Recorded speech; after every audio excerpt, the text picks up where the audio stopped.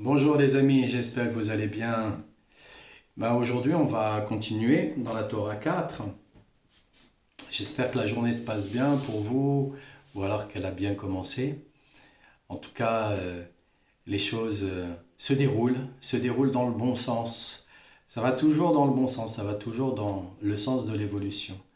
Hachem, quoi qu'on en pense, nous emmène toujours vers une amélioration. Vraiment toujours vers une amélioration. Alors parfois, pour aller vers une amélioration, faut passer par la rencontre de ce que l'on ne veut plus. Parce que si on ne sait pas ce que l'on ne veut plus, comment pourrait-on savoir ce que l'on veut réellement? Donc là, Rebbe, qu'est-ce qu'il nous dit? Rabbi Nachman, il nous dit, et c'est ce que nous apprend, parce que hier on a parlé quoi? On a parlé de que dans Jérémie, ma parole n'est-elle pas semblable au feu? Et dans les Proverbes, on nous dit aussi, par moi règnent les rois. Et on nous dit aussi que la Torah, elle est comme le feu. Elle est comme le feu. En nous disant par la même occasion que les sages d'Israël sont aussi comme le feu. Comme il est dit dans le traité de Makot, combien sont-ils sots ceux qui se lèvent devant les rouleaux de la Torah, mais pas devant les sages de la Torah. Donc, le feu étant là, il nous dit quoi? Il nous dit, et c'est ce que nous apprend le verset des Nombres, chapitre 31, verset 23, toute chose. Donc il vient nous parler de toute chose, et chose qui vient en contact, toute chose qui vient en contact avec le feu, vous la ferez passer par le feu. Le mot signifie à la fois chose et souverain. Le feu symbolise ici la tentation au mal, le fait d'être attiré par l'impureté et se laisser prendre au feu du mauvais penchant. Quand on veut guérir d'un mal, il faut passer par le mal. C'est le mal qui guérit. Pourquoi? Il faut repasser par ce mal-là, par cette douleur-là, pour qu'à un moment, on puisse justement trouver l'équilibre pour ne plus aller vers cette douleur. Puisque, en sorte, chaque individu qui est attiré par l'impureté, qui est attiré par le mal. Pourquoi il est attiré par l'impureté? Pourquoi il est attiré par le mal? Déjà, c'est parce qu'il a ce mal, il a cette impureté qui est en lui, et il ne la comprend pas. Donc la meilleure façon de comprendre quelque chose qu'on ne comprend pas, c'est de le vivre. De cette façon-là, en le vivant, en se rendant compte de la situation, alors à ce moment-là, ça nous fait un effet miroir. On va se dire, non, voilà, j'ai pas envie d'aller dans cette situation, j'ai plus envie de manger ça. En fait, ça, j'aime bien au goût, mais en fait, quand j'en mange, finalement, j'ai mal au ventre. Un exemple parmi tant d'autres. Mais il y a plein de situations dont on ne se doute même pas. On ne se doute pas qu'on va devoir repasser par le mal, par la douleur, pour pouvoir la guérir. Si jamais vous avez un furoncle, que Dieu vous en préserve, le chirurgien, il est obligé avec son scalpel de l'ouvrir, donc ça fait mal. Sauf si bien sûr il vous donne une anesthésie. Mais il y a quand même cette douleur qui est là présente. Cette anesthésie-là, elle n'est pas là pour vous aider à comprendre votre douleur. En fait, elle vous anesthésie la douleur, comme son nom l'indique. Un médicament, en règle générale, c'est fait pour anesthésier la douleur. Donc, si la douleur est anesthésiée, on ne peut pas la comprendre. Alors, bien entendu, qu'est-ce qu'on va avoir? On va avoir une différence, puisqu'il y a une échelle dans la douleur. Entre 0 et 10, l'échelle de la douleur, ben quand on est à 10, que Dieu nous en préserve, ça fait très très mal. Par contre, quand on est à 1 ou à 2 ou à 3, voire 4, ça va, c'est encore gérable. Les émotions sont encore gérables dans la douleur. Donc avec des émotions gérables, on peut mieux comprendre la douleur. Donc finalement, un antidouleur peut servir pour diminuer la douleur qui était à 10 pour passer soit à la barre des 5 ou soit en dessous de la barre des 5.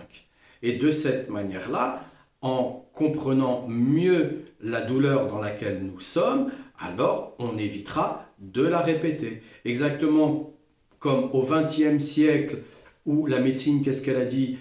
Si vous avez mal au dos, changez de literie, reposez-vous, voilà, à la rigueur, fin du XXe siècle, commencez à faire de la natation, et maintenant au XXIe siècle, ils se rendent compte qu'au final, les maux de dos sont bien souvent liés au fait que de la sédentarité.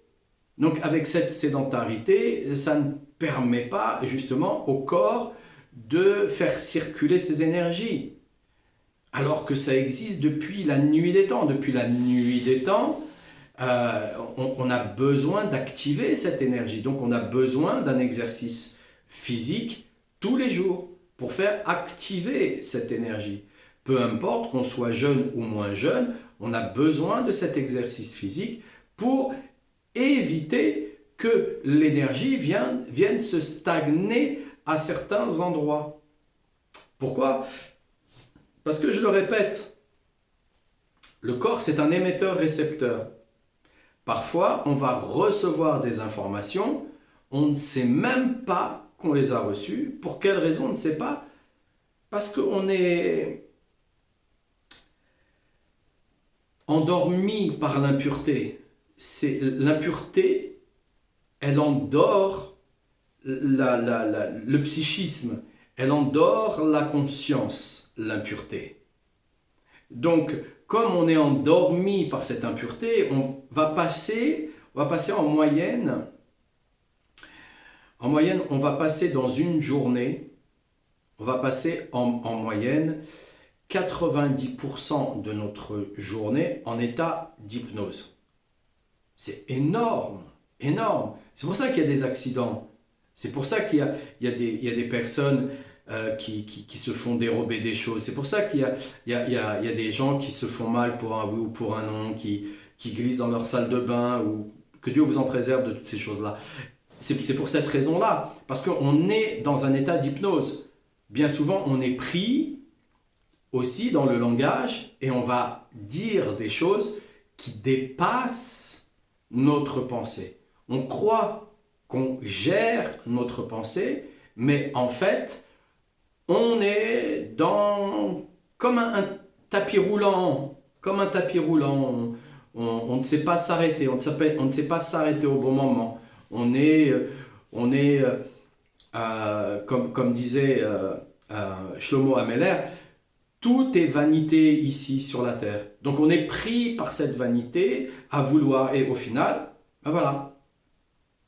Donc quand on s'aperçoit de la vanité, de l'impureté, pardon, mais c'est un rapport aussi, quand on s'aperçoit de cette impureté dans laquelle on est tombé, eh bien alors à ce moment-là, on doit le passer au feu. Donc pour le passer au feu, bien souvent, on doit reconnaître. Si vous vivez tout seul, si vous êtes tout seul, vous n'avez personne pour vous relayer, vous n'avez personne pour vous dire ce que vous êtes en train de dire.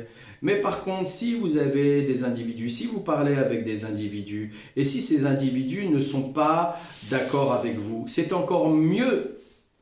Il est préférable d'avoir des individus qui soient suffisamment francs pour ne pas être d'accord avec nous, pour nous donner la possibilité d'avoir un retour de là où nous sommes, de là où nous sommes, de là où nous nous maintenons dans l'instant où nous sommes. Ça ne veut pas dire que après on sera pareil, mais c'est tout simplement dans l'instant où nous sommes, on est comme ça. Donc on doit, comme on dit, guérir le mal par le mal. Donc de cet ordre-là, c'est qu'on doit le repasser au feu. Il n'y a que le feu qui peut corriger le feu. Bien souvent, même, que vont faire les pompiers quand il y a un feu? Ils vont créer une explosion pour éteindre le feu. Tous les feux ne s'éteignent pas par de l'eau. Donc, c'est totalement d'actualité en vérité. Totalement d'actualité en vérité, parce que notre histoire en elle-même, elle est là parce que justement, on n'a pas suffisamment su à équilibrer l'état spirituel et l'état matériel. On a cru à un moment donné que ça y est, on était arrivé. Non, on n'est pas arrivé. On est en voyage ici sur la terre, et dans ce voyage ici sur la terre, il y a beaucoup de chaos. C'est très chaotique. Donc Rabbeinu, il nous dit que le feu symbolise ici la tentation au mal, le fait d'être attiré par l'impureté et se laisser prendre au feu du mauvais penchant. Comme dans l'histoire racontée dans le traité de Kiddushin, 81a, à propos de ce juste qui, pour ne pas monter voir des prisonnières, s'est écrié alors qu'il était en haut de l'échelle, il y a le feu dans la maison d'Amram. Exactement la même chose. Il ne veut pas y aller, il crie, il y a le feu, alors forcément, ils vont libérer les gens. Ils vont libérer les gens. Donc ils vont les faire venir vers lui. Vous la ferez passer par le feu. La réparation des fautes se fait par le feu. C'est-à-dire lorsqu'on avoue ses fautes devant un sage d'Israël. Car en hébreu, le mot transgression signifie également traverser. Autrement dit, lorsqu'on transgresse un commandement de la Torah, les lettres et les mots du commandement sont bouleversés. Et le nouvel assemblement des lettres et des mots en désordre traverse les eaux du pécheur de part en part. Comment vous expliquez ça?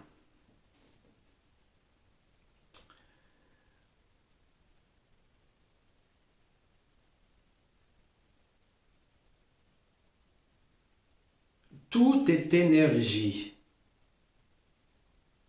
Tout le corps qui nous semble être solide est une énergie.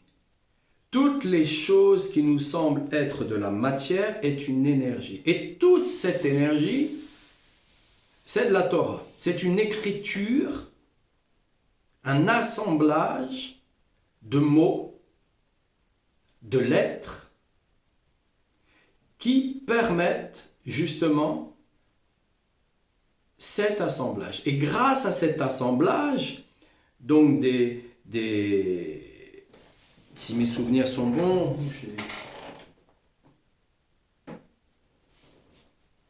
de ces 600 000 lettres assemblées, puisqu'il y en a 305, et au total ça fait 600 000, puisqu'elles sont assemblées dans la Torah.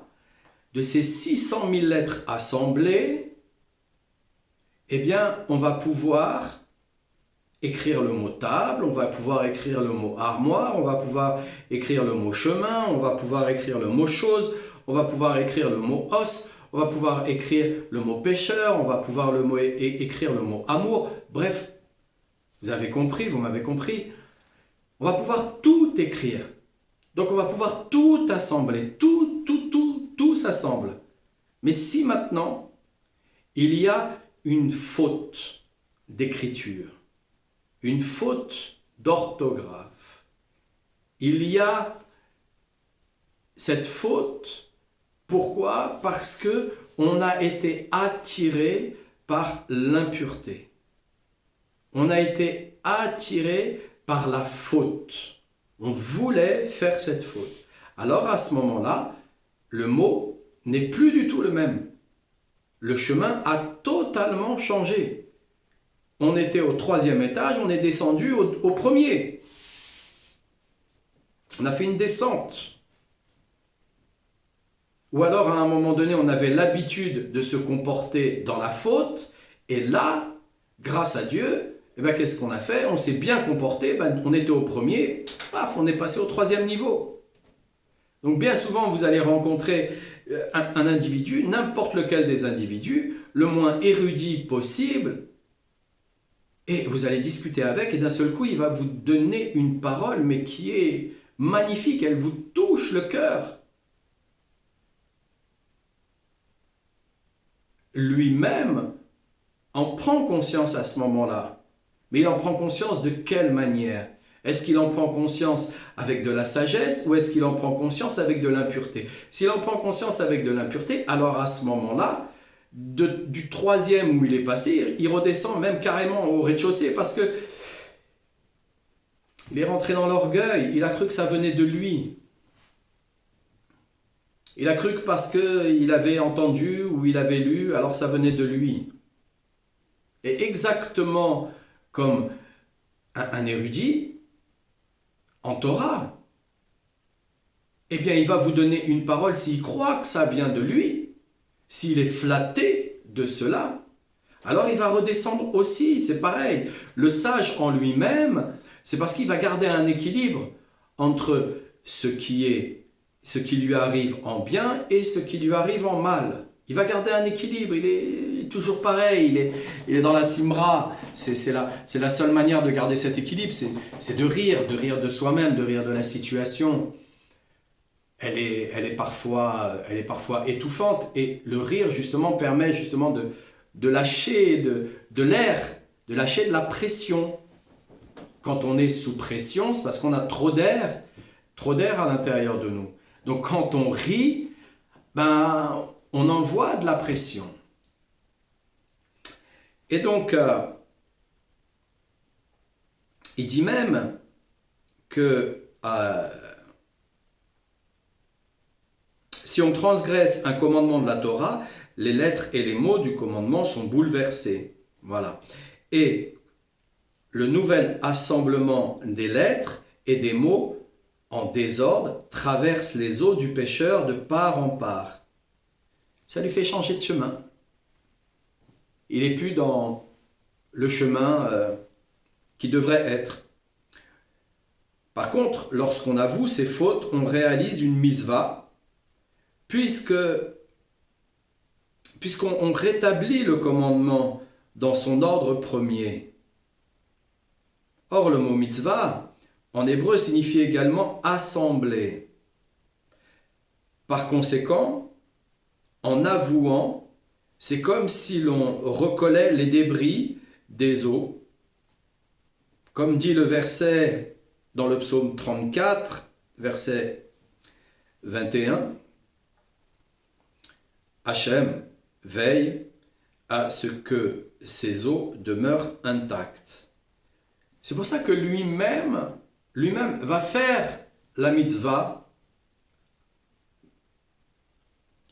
de Rosh Hodesh. Et lui-même va faire la tchouva de Rosh Hodesh. Parce que il nous donne l'exemple. Non pas qu'il se soit trompé pour se tromper. C'est l'être le plus parfait. Comment peut-on imaginer que Hachem puisse se tromper? Puisqu'il est le plus parfait. On ne sait même pas ce que le terme parfait veut dire, puisque c'est lui qui crée le mot parfait pour expliquer. Donc qu'on s'approche de la compréhension de ce qu'est la perfection. Et là, eh bien, il va, par le fait que la lune, elle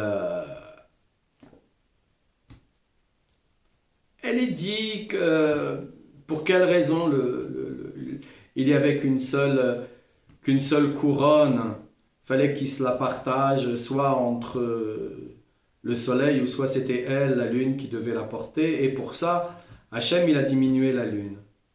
Et donc là, on nous dit, bah, Hachem, voilà, il fait Teshuvah à Rosh Hodesh, parce que la lune, il l'a diminuée. Mais il ne l'a pas diminuée pour rien.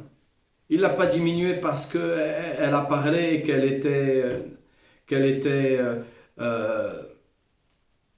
dans le questionnement de savoir si Hachem s'était pas trompé, qu'il avait créé qu'une seule couronne, alors qu'il aurait dû en créer deux. Et là, Hachem, il la diminue, mais il va pas faire Teshuvah juste pour ça. Il le fait aussi pour nous montrer que derrière le fait de faire Teshuvah, on va être dans la mitzvah d'avouer ses fautes. Il nous montre l'exemple. Il est avant tout le père qui montre l'exemple à son enfant. Voilà, moi aussi je me trompe. Donc, tu vas te tromper, ça c'est sûr et certain. Ben, voilà. Voilà comment tu vas devoir te comporter quand tu vas te tromper. Ne crois pas que parce que tu t'es trompé, tu peux pas revenir, c'est pas... T'es écrasé par la culpabilité, t'es écrasé par la faute, t'es écrasé... Non, non, non, non, non, non, non, non, non, non. Il va nous aider à reprendre et le chemin, à remettre les lettres en ordre dans notre Torah, pour que notre Torah, elle nous fasse du bien. Parce que sinon, elle ne peut pas nous faire du bien, notre Torah. Si on n'accepte pas de remettre en ordre, donc c'est-à-dire d'avouer nos fautes. Mais qui n'a pas fait de faute? Qui ne fait pas de faute dans une journée? Parfois, votre femme, elle attend un sourire, votre mari attend une gentillesse et il n'y a personne qui donne. C'est une faute. Parfois, on doit être suffisamment intransigeant, mais dans notre intransigeance, on doit aussi apporter une explication. Il n'y a pas d'explication et on est dans la rigueur. C'est une faute. Parfois, on va laisser les choses trop faire. Alors là, les Juifs de la diaspora se sont laissés petit à petit tomber dans l'assimilation, et encore, parce qu'il y a assimilation et assimilation. Là, je parle même de la plus petite assimilation qui soit, puisque on est censé être un seul peuple, un peuple uni. On est censé être une seule famille, donc on est censé tous se pardonner, tous se faire du bien, du mieux qu'on peut. Mais ça ne veut pas dire qu'on est censé être tous d'accord les uns avec les autres, puisqu'on est 12 tribus d'Israël. Donc on a 12 fonctions différentes par rapport aux tribus à laquelle on est relié. Donc comme dans une entreprise, celui qui a l'accueil est tout aussi important que le patron. Et donc le patron doit être tout aussi poli avec celui qui a l'accueil que celui qui a l'accueil doit être poli avec celui qui est le patron. Mais il ne doit pas se mêler de ses affaires, puisqu'il ne connaît pas les affaires du patron. Et le patron lui-même ne connaît pas vraiment les affaires de celui qui est à l'accueil au moment où ça se passe.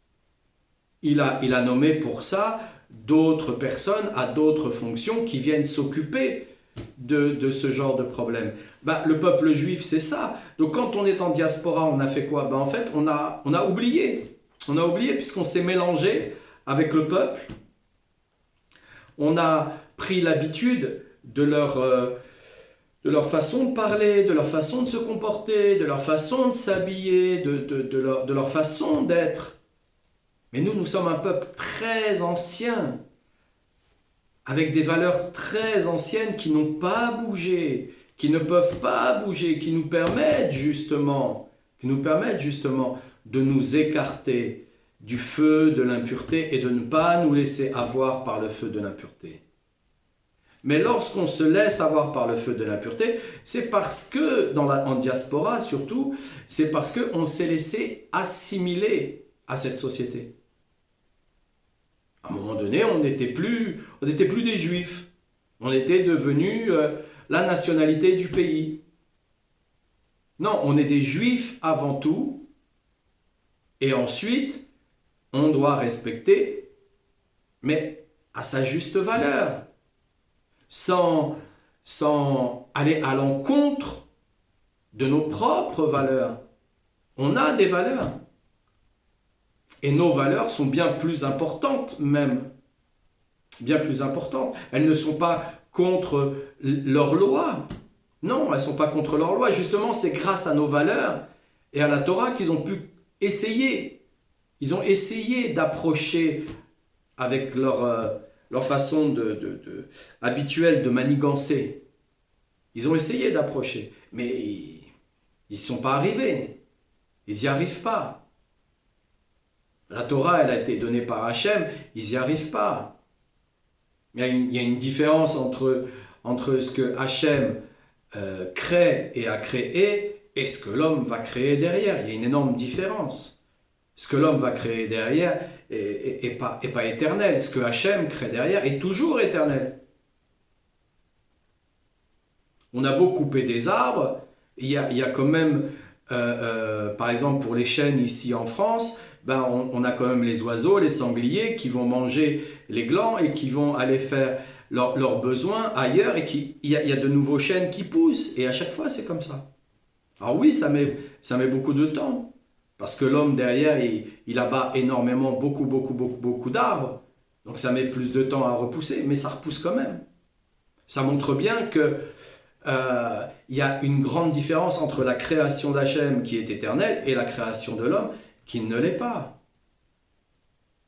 Donc l'assimilation, c'est le fait, à un moment donné, de s'être laissé prendre par le tourbillon de l'illusion qui nous est imposé par les gouvernements, par la société, par tout ce qui crée tout ce gouvernement et cette société. Et forcément, ça va nous détériorer, forcément ça va nous apporter des maladies. C'est pour ça que la première entreprise au monde va être les laboratoires pharmaceutiques, parce que la Torah, elle est continuellement déréglée. Chez la majeure partie des gens, continuellement déréglée. Déréglée par rapport à la nourriture, déréglée par rapport à la parole, déréglée par rapport à la vision, déréglée par rapport à ce qu'on écoute. Moi, ma génération, on a passé beaucoup de temps dans les lumières artificielles. Je fais partie, à 12 ans, j'avais déjà un ordinateur. On avait déjà ce genre de choses, on était déjà derrière en train de tripoter les ordinateurs pour apprendre le système binaire.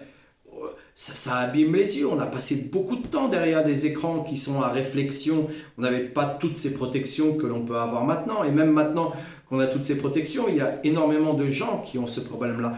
On a eu aussi ces problèmes de vision. Par rapport à quoi? Par rapport à la nourriture qui était remplie de pesticides. On ne savait pas. On fait partie, enfin moi en tout cas, je fais partie d'une génération où les boissons sucrées, Coca-Cola, Fanta et j'en passe et d'autres, pour ne citer que, étaient coutumiers du fait. Mais c'est un désordre énorme. Et tout ça, c'est des Torahs qui ne vont pas dans le bon sens. Comme vous le savez bien, la Torah n'a jamais été une histoire. La Torah est avant tout ton histoire personnelle. Tu dois trouver avant tout ta propre Torah, l'appliquer Et voilà, et petit à petit, ben, les individus vont se rendre compte que c'est ta propre Torah. Au début, peut-être qu'ils sont étonnés, ils se disent, ouais, peut-être que oui, mais bon, voilà, et que patati, patata, oui, et voilà, c'est parce que c'est leur Torah à eux de l'exprimer de cette manière-là. Mais la tienne, quand tu l'as trouvée, quand tu l'appliques tous les jours, quand tu vis dans cet équilibre de tous les jours, en sachant que tu vas être bouleversé, parce que tu vas balancer. On a un balancier de toutes les façons, puisque on se tient debout sur nos deux jambes, et c'est pas naturel de se tenir debout sur nos deux jambes. Et on se tient naturellement debout sur nos deux jambes grâce à un balancier que l'on a dans le centre du cerveau. Donc de cette manière-là, forcément, on va balancer. On va balancer aussi parce que en nous, on a un côté féminin, on a un côté masculin. Donc en nous, on a une lune, mais aussi on a un soleil. Si notre soleil est trop fort, il va écraser notre lune. Et au final, qu'est-ce qu'on devient? On a bien vu, il y a eu des générations de machistes, des générations de je sais pas quoi, voilà, de barbares, voilà, des générations comme ça. Ou alors on a eu des générations totalement inverses. Et là, en ce moment, on a des générations quoi? Ils sont bien trop dans un côté.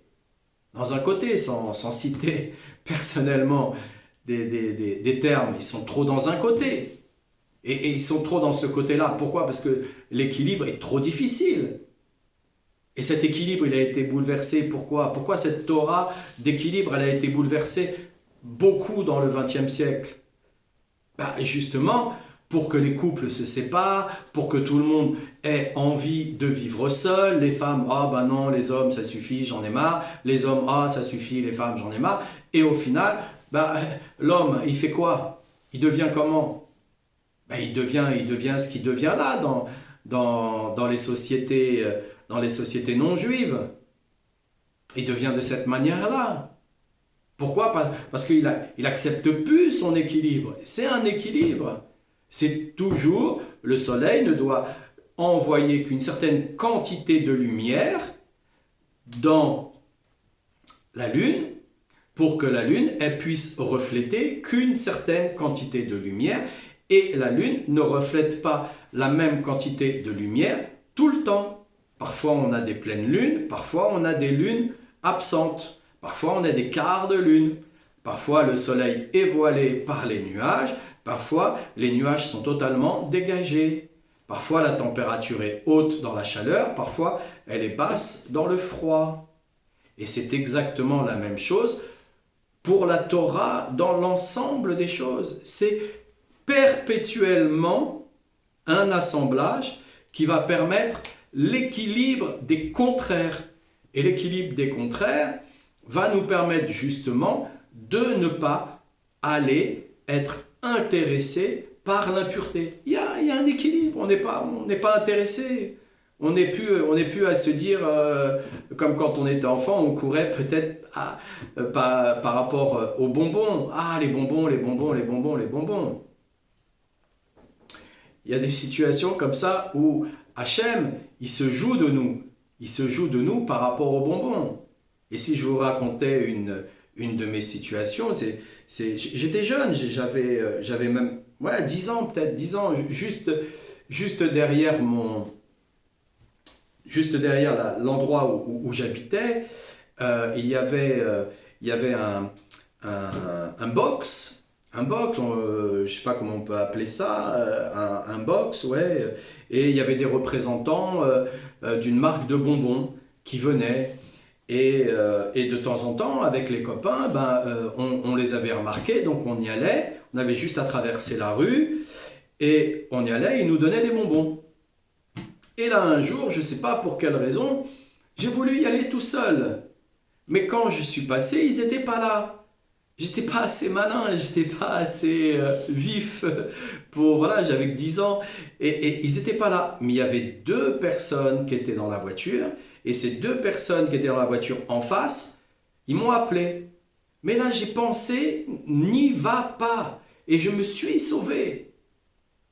Dans le mois qui a suivi, il y a eu une histoire là où j'habitais en région parisienne. il y a eu une histoire qui a été démantelée de pédocriminalité avec un photographe qui recrutait des enfants. Il y avait des gens qui recrutaient des enfants pour lui. Et voilà, et cette histoire, elle est montée jusque dans le nord de la France. Et voilà, et j'aurais pu me faire enlever, me faire kidnapper juste par le fait de bonbons. Et là, Hachem, il m'envoie une situation pareille pour me dire, mais mange plus de bonbons, ça sert à rien. Ça sert à rien. De toute façon, je n'aimais pas vraiment ça, donc j'ai arrêté ensuite. J'y allais plus du tout. Et comme j'aimais pas vraiment ça, je n'avais pas forcément envie d'en acheter. J'émais plutôt le pain, juste le pain. Ma mère, elle disait souvent, mais pourquoi tu manges juste du pain? Mais du beurre, mais du fromage. Et je disais, non, j'aime juste le pain sec, juste le pain sec, voilà. Donc, pour vous dire que notre Torah personnelle, elle est faite justement pour qu'on puisse l'équilibrer. Et par l'étude de la Torah, par la récitation des Tehillim, le fait de faire aussi Tikkun HaKlali, Tikkun Rachel, Tikkun Lela, Tikkun Ratzot, et plein d'autres encore, le fait de les faire, ça permet de rétablir, de réharmoniser notre Torah personnelle pour éviter que l'on tombe malade, pour éviter qu'on ait des maladies qui aillent jusqu'à perturber nos os. Parce que un genou qui se coince, par exemple, je